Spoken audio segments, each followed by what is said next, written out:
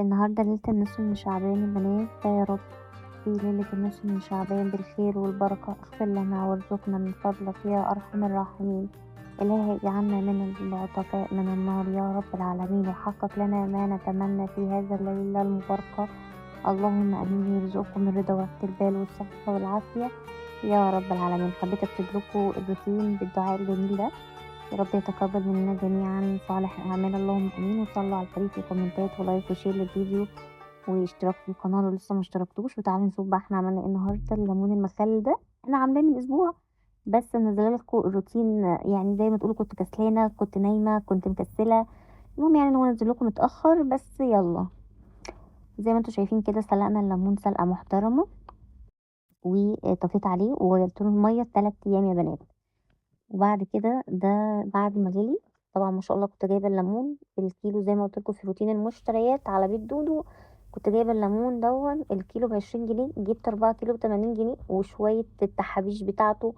يعني شويه ليمون مخلل ب100 جنيه والله يا بلاش. احلى ما نشتري بقى الليمون بقى اللي بيبقى متخلل في الصفايح، وبصوا قعد سنين كده قبل ما طلعوه وعفوا عنه. المهم جبنا الجزر كده حوالي نص كيلو جزر، بشرته حلوة قوي من بره، وغسلته غسلة حلوة كده، وجبت قرنين فلفل احمر زي ما انتوا شايفين علشان هنعمل الخلطة اللي هنحشيها من قلبه. بجد نفسي في الايام المباركة الجميلة اجمل ايام في السنة كلها نوصل اكبر عدد من الصلاة على الحبيب، ولايكات كتير وشير يا بنات للفيديو عشان نشاركه مع اخواتنا وعيلتنا تكبر اكبر واكبر بيكم ان شاء الله. زي ما انتوا شايفين كده انا بشرت الجزر. اي نعم احنا هنعمل مخلل، بس برضو احلى حاجه بنعملها لنفسنا في البيت. يعني عايزه اقول لكم ان انت بتعملي حاجه في البيت بحب، اقل حاجه في البيت هي احلى حاجه من ايدك. لان طبعا انتوا عارفين الحاجات بره والمخللات والحاجات دي بتتعمل ازاي يعني. المهم جبت الجزر كده، قطعته عشان الكبه ما تبص. الكبه دي بص معايا قصص وقصص وروايات، يعني في اي اكله بعملها كده لا قفشت مني من غير سبب، فانا ابتديت اهتم بيها شويه. بصراحة من ساعة ما اهتميت بيها وبقيت اقطع لها الحاجة والحمد لله بقت شغالة معايا كويس. الكبة دي كنت مصلحاها عند حد ربنا يرحمه يعني يا رب. ادعوله بالرحمة يا بنات، حد كويس جدا، راجل كبير يعني، وتوفى لوحده كده في نص رجب. خرج جاب شغله عشان يعرضه لرمضان ورجع بيته توفى. فربنا يغفر لي ويرحمه ويرحمه ويرحمنا جميعا اللهم امين. بس كده زي ما انتوا شايفين بقى رحت ضربة الفلفل بالجزر في الكبة ونعمتهم، وبعد كده جبت الخلاط حطيت معلقتين كبار هريسة، وحطيت جزر، وحطيت حوالي كوباية ملح كده من بتاعة الشاي يعني. وبعد كده جبت الفلفل بالجزر. هنحط عليه ايه بقى؟ هنحط عليه زي ما انتوا شايفين كده شوية عصفر كان عندي وشوية حبة البركة.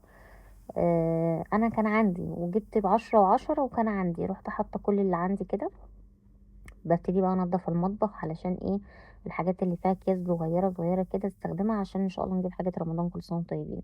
وحطيت معلقتين هريسه تاني، وحطيت حوالي 3 4 معالق كبار كده ملح يعني، وقلبتهم كويس. طبعا انا مش بعمل مقادير، انا نسيت ان انا اعمل لكم مقادير عشان متعوده ان انا اعمله، فبعمل يعني ايه بمقادير عينيا كده وايديا، فالدنيا ماشيه تمام يعني. وبعد كده فتحت الليمون زي ما انتم شايفين كده بحركه الاكس.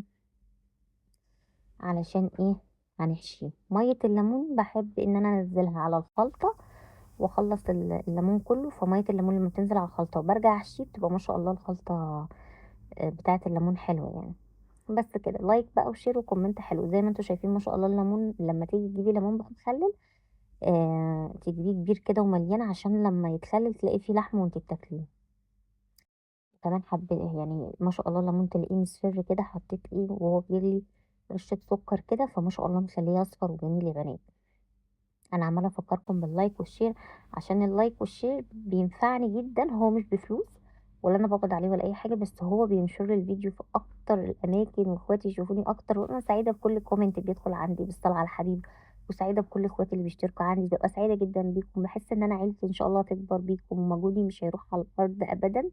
وانا عارفه ان ربنا ما بيضيعش مجهود حد ابدا، ولا بيضيع مجهود حد احسن عمل ابدا.